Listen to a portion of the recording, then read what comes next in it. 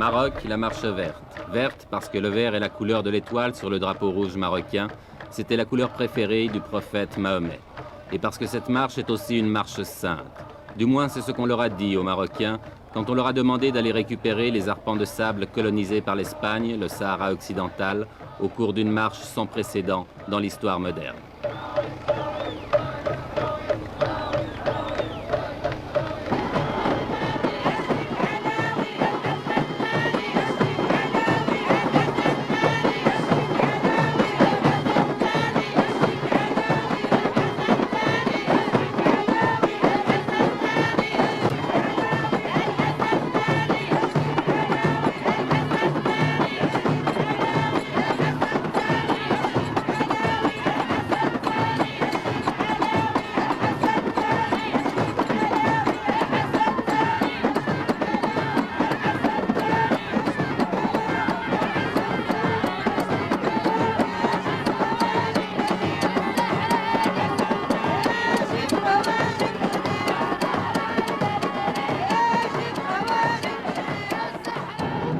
Un homme a eu l'idée de cette marche, à moins que quelqu'un la lui ait suggérée, une idée politiquement géniale, même si on peut la critiquer, et cet homme, le voici, il a 46 ans, c'est le roi du Maroc, Hassan II.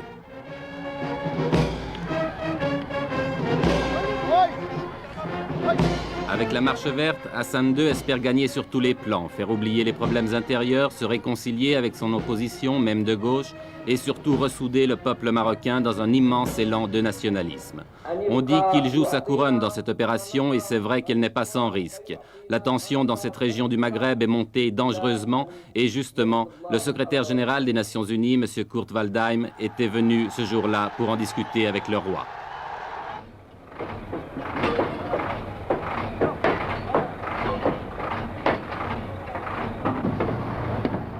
Mais au-delà des coulisses de la diplomatie, la marche verte a été lancée. L'armée et la police, l'administration civile contribuent à sa réalisation.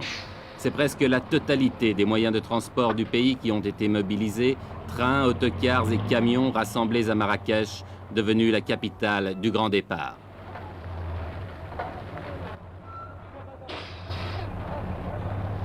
Pourtant, on ne peut s'empêcher de penser que c'est aussi la marche des gueux. La marche des paysans pauvres et illettrés, des chômeurs, des petites gens, de toute cette masse humaine qui obéit docilement à tous les mots d'ordre qui viennent d'en haut.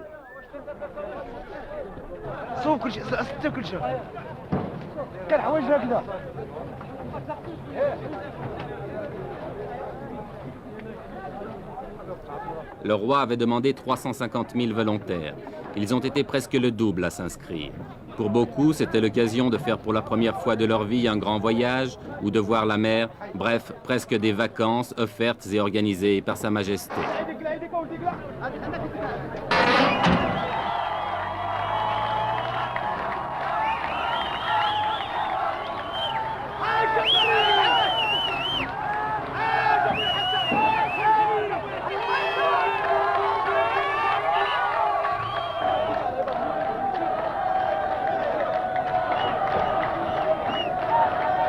À Marrakech, depuis 15 jours, chaque départ de convoi donne lieu à des scènes de ce genre, et il en part plusieurs chaque jour.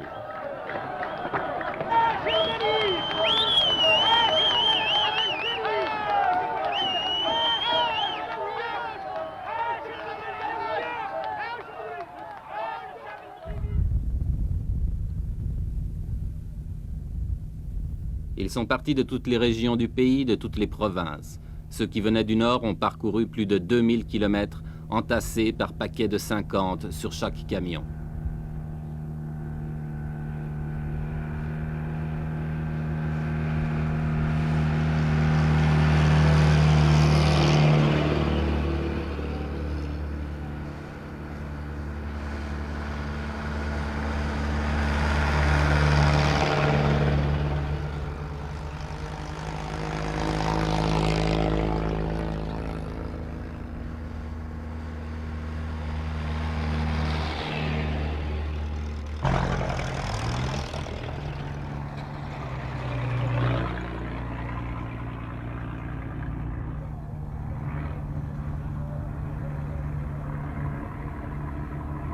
1000, 1500, 2000 kilomètres de soleil et de poussière, de chaleur et de soif, de fatigue.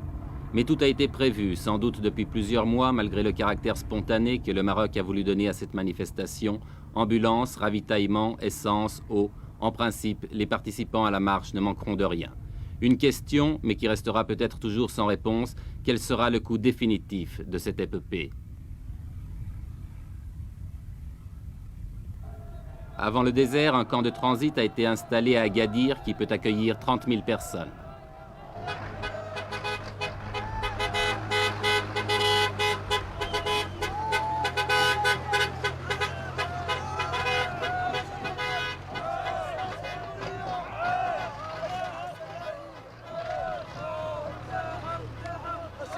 Vous venez d'où? De la province de Taza. C'est à combien de kilomètres d'ici? D'ici à peu près dans les 700 km. 700 à 800. Il y a combien de personnes qui sont venues de cette province? 10 000 personnes. 10 000. 10 000 personnes. Et maintenant, vous allez partir où? On va y aller, Inch'Allah, au Sahara. Au Sahara? Au Sahara. Jusqu'à Terfaya? On dépasse, Inch'Allah, le Terfaya. Vous allez passer la frontière aussi? Après le discours de Sa Majesté, on va, Inch'Allah, jusqu'à la capitale, Laayoune. Vous allez traverser à Laayoune? Oui. Sahara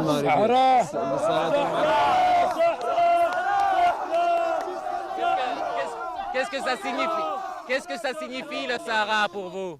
C'est notre terre et notre pays. Nous traversons non pas Laayoune seulement, mais toutes les villes et tous les villages occupés par les Espagnols. On veut notre terre, on veut toujours notre terre. On veut notre terre jusqu'à la mort. Notre terre, c'est toute notre vie. C'est notre terre, ça y est. Vive le roi Hassan II! Vive le roi Hassan II! Vive le roi Hassan II! Vive le roi Hassan II! Vive le roi! Vive le roi Hassan II! Vive le roi Hassan II!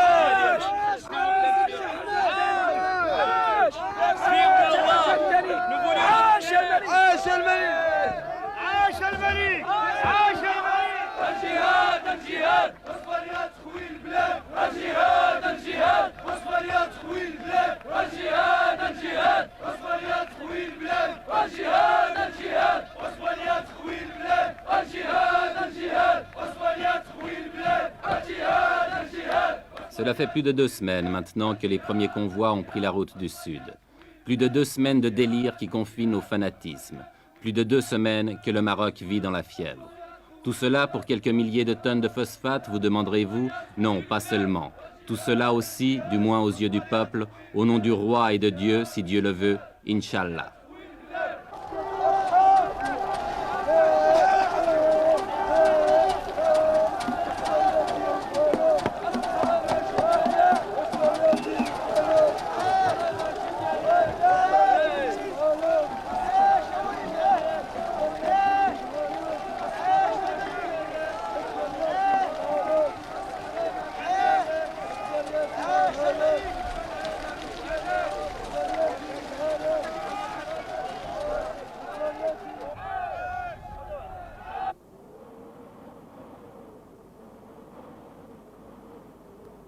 « 350 000 personnes lancées dans le désert, affrontant les vents de sable, reconnaissons que cela ne s'était jamais vu.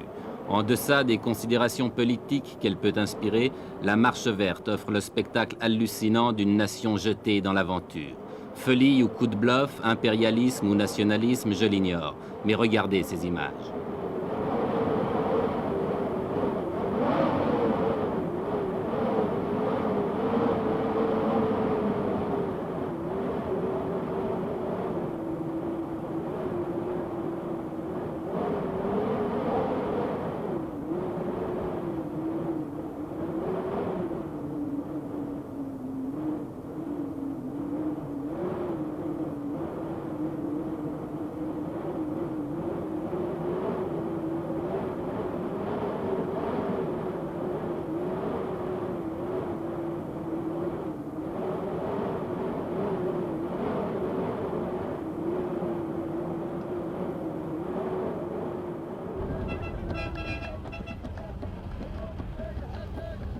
350 000 personnes dans le désert, cela signifie 10 000. Oui, vous avez bien compris, 10 000 camions.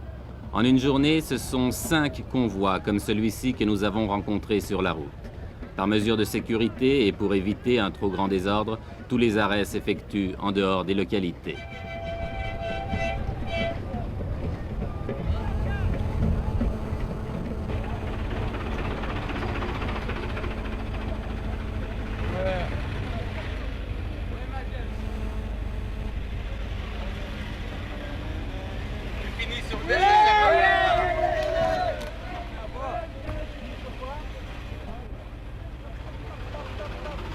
Chaque fois que nous dépassons un convoi, nous retrouvons la même atmosphère, une atmosphère de frénésie.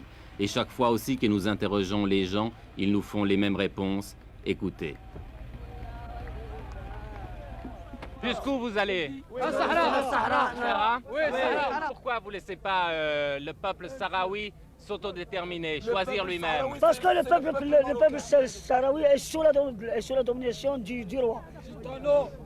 Eh ben, comme vous dites, c'est... Sahara, c'est à nous. Non, pour être juste, les Sahara nous appartiennent. Et les Sahraouis, ce sont des Marocains pour vous? Oui, c'est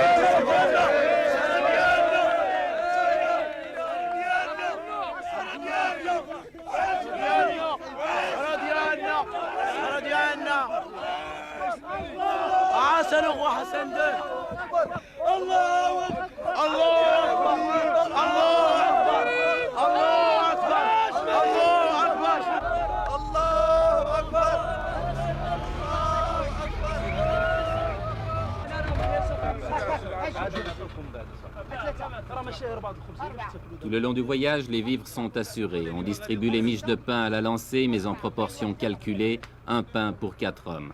Le convoi se ravitaille donc, puis reprend la route.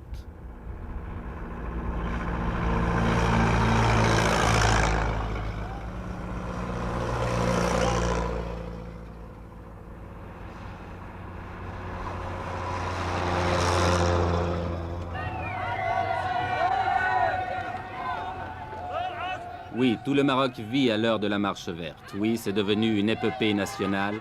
Chaque traversée de ville en témoigne.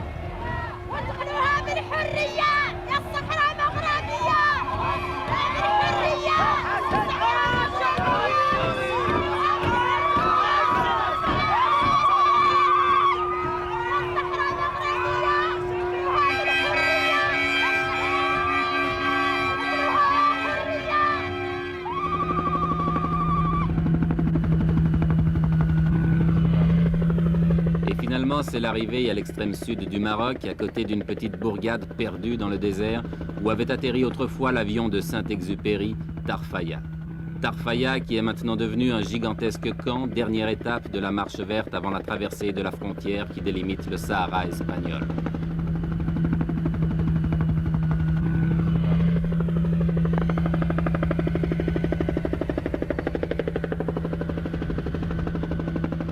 Dans ces alignements de tentes et de camions, on s'est installé province par province. Et l'ambiance de ce campement le fait ressembler à un Woodstock du désert.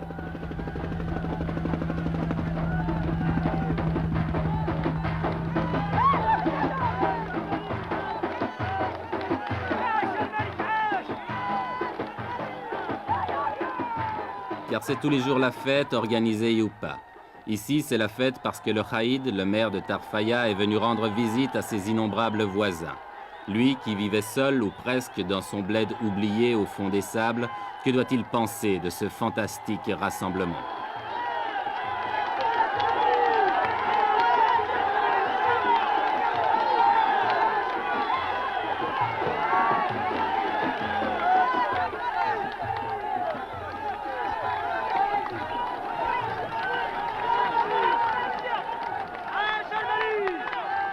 Avec une prodigieuse capacité d'adaptation, la foule s'est installée rapidement. On a nettoyé le sol des cailloux pour en faire des clôtures, on a dressé des tentes de fortune, et il ne reste plus qu'à tuer le temps en attendant l'ordre du roi pour se remettre en marche vers les terres spoliées.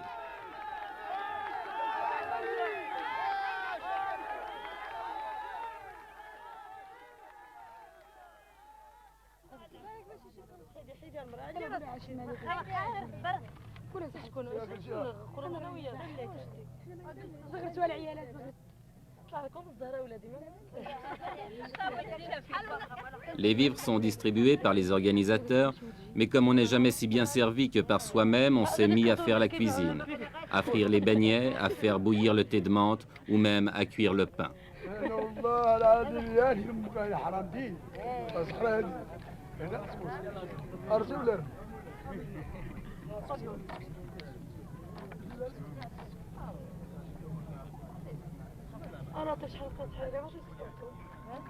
Ici et là, les 1001 petites occupations de la vie quotidienne.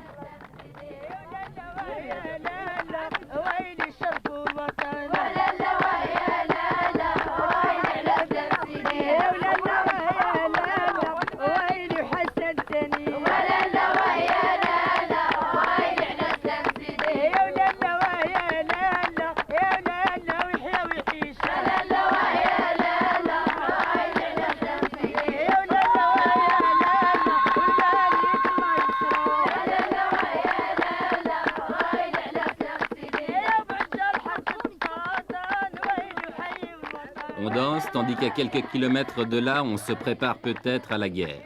L'Espagne, depuis le week-end dernier, a tout à coup durci sa position et ne semble plus du tout disposée à laisser pénétrer la marche verte sur son territoire. Que va-t-il se passer? Mais qui se pose ici ce genre de questions?